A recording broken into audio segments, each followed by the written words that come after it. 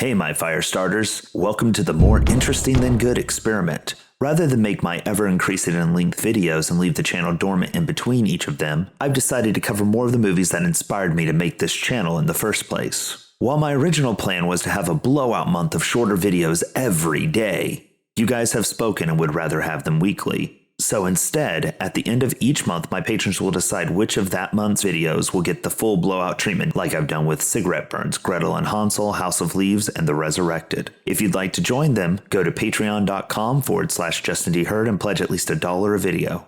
That will get you extra perks, as well as access to the end of the month episode poll. When we hit 50 subscribers, I have a 2-hour Hellraiser retrospective waiting in the wings. Well, now that we got that out of the way, let's jump into it. My name is Justin D. Hurd, and this is Dubious Consumption.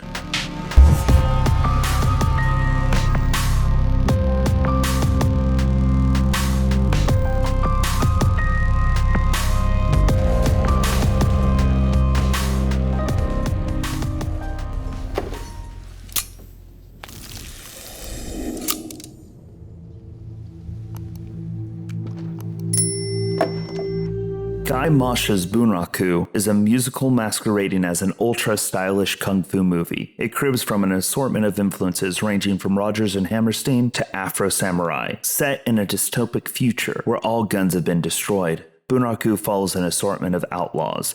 These include a drifter with a one-hit knockout punch, a samurai with no master, and a cynical bartender. All of them are out for revenge for a whole cavalcade of reasons. This film is the epitome of more interesting than good. It also falls firmly into the camp of style over substance. Most of the fights lack inspiration, though they're executed with precision. Unfortunately, all fights involving Gact of Mouse Miser Skin and Yellow Fried Chicken's fame are simply boring. Josh Hartnett's scenes, however, have a playful assurance to them that lifts the film anytime he's on screen. My favorite scene of this was the poker tournament. He's so skilled at sleight of hand that even with his sleeves rolled up in full view of a multitude of cameras, his winnings tower over everyone else's, and he just sits there smug with the display of his abilities. At the center of the plot is Ron Perlman's killer number one, Nicola the Woodcutter. He's the top assassin and leader of the city. Like the number system from Afro Samurai, this position affects the whole city, as though power is transferred through the might makes right mentality. In this context, it makes the woodcutter own the city, and its prosperity and politics are intrinsically tied to whoever is the number one killer. I'm sure you can immediately see how over the top this is.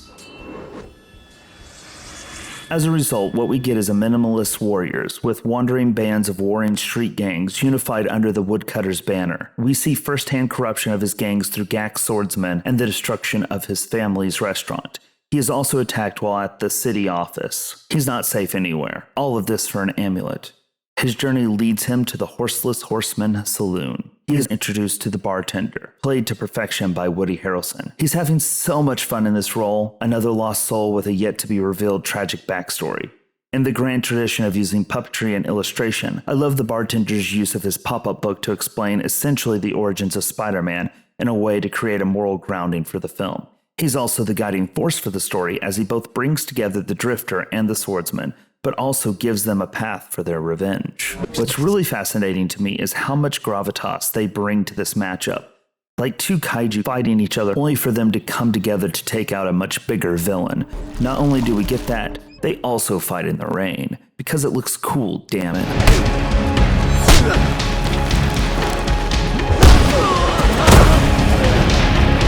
The two find they really are perfectly complementary fighters, and unable to best one another. To add another layer to the cavalcade of madness, the story's narrator is Mike Patton of Fate No More and the Darkness fame. Remembering something, Jackie? His voice adds a delicious menace to the action. A particular highlight for me is the prison break sequence, initiated with a pitch-perfect Happy birthday, fucker. Here, the drifter fights dozens of guards in an effort to break out the swordsman, and it's basically an extended live-action stick fight. Finally, Demi Moore plays the woodcutter's concubine. She's his unrequited prize that he's claimed as the #1 killer. She's a force behind the scenes, torturing Nikolai as much as she's subservient to his will. She also has a connection to one of our band of brothers. Guy Moshe has stated that he wanted the battle scenes to serve the same purpose as musical numbers. You can definitely feel this as they prepare for the final assault. The battle against the Dark Mirror self as killer #2 taps out a rhythm that sets the tone and pace of the following action scenes. It is one of the best sequences in the film.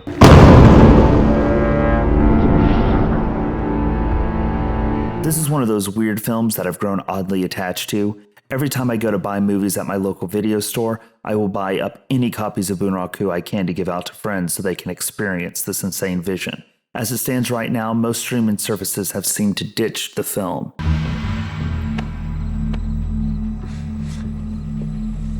But Guy Moshe has finally released a new film in 2020 that I'm dying to check out, LX 2048.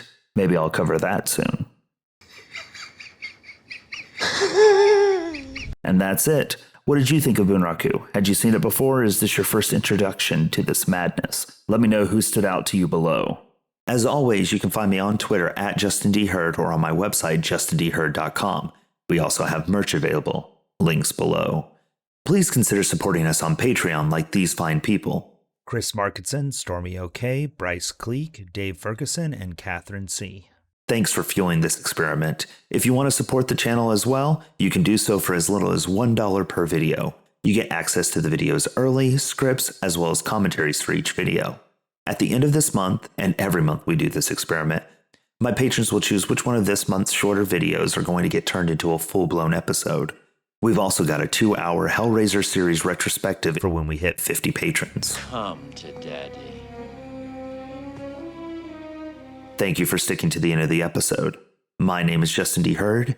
This has been Dubious Consumption, and I'm outro.